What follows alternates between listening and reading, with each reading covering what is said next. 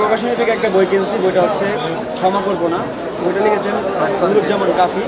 আপনারা অনেকে চিনেন, একজন ফেমাস কন্টেন্ট ক্রিয়েটর। ফেসবুকে আপনার একটা পেজ আছে কাফি ভাই নামে। তো আমি মূলত এখানে আসছিলাম, অনেক বই দেখছি। আমি অন্য একটা স্টল থেকে আরেকটা বই কিনছিলাম। তো এখানে আসার পরে শুধুমাত্র কাফি ভাইয়ের জন্য এই বইটা কিনলাম। আমি আসলে শেখা খাই নাই, আমি কিনা হচ্ছে কাফি ভাইয়ের সম্মানার্থে। এই বইটা কেনার মূল লক্ষ্য হচ্ছে, আমি কাফি ভাইয়ের একজন ফ্যান বলতে পারেন। তো ওনার প্রতি ভালোবাসার টানের থেকে হচ্ছে আমি বইটা কিনছি আর কি। ওনার প্রতি একটা ভালোবাসা আছে, প্লাস সম্মান আছে। তো ওই জন্য আর কি বইটা কিনছি যে উনি ওনার এক্সকে নিয়ে অনেক কিছু লিখছে। হয়তো এই বইটাতে আমরা ওইরকম কিছু পাবো যে ওনার যে মনোমাত্র আবেগ ছিল, যেগুলো নিয়ে আমি ভিডিও বানাইছে, ওইগুলো হয়তো আমরা এই বইটাতে পাবো। ওইটার জন্য ভিডিও মানে ওনার এক্সকে নিয়ে বলছে জি জি সাইনবোর্ড আন্দোলন তো কাহিনীর জন্য কথা হচ্ছে, আমি বইটা আসলে বিক্রি করছি। করার পরে আমি যতটুকু বুঝতে পারলাম বইটা সম্পর্কে, আমি আসলে কাহিনীকে একটু পরামর্শ দিতে যাচ্ছি।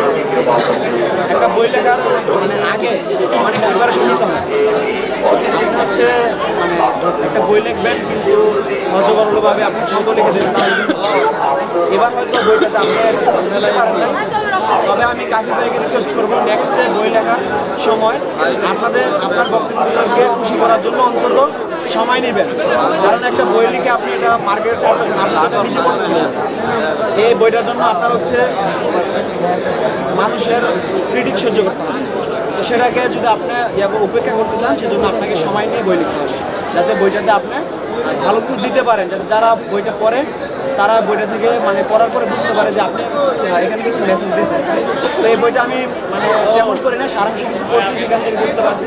বইটা আসলে তেমন কিছু নাই যে মানে পড়লে আপনি কিছু বুঝতে পারবেন। আমি বইটার কয়েকটা লাইন পড়েছিলাম, সেখানে শুধুমাত্র ছন্দ লেখা আছে, তেমন কোনো মেসেজ নাই যে মেসেজটা মানে আপনার ব্রেনে এসে হুট করবে, যে আপনি বুঝতে পারবেন যে এখানে এমন কিছু লেখা আছে। ওইরকম কিছু নাই আসলে।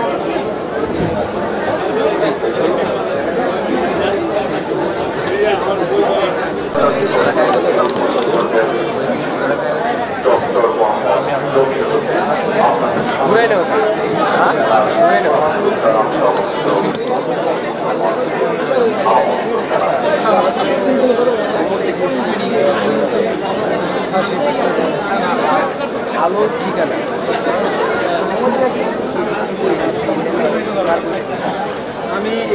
আমাদের স্টলের নাম হচ্ছে জ্ঞানকোষ প্রকাশনী, প্যাভিলিয়ন নম্বর 24।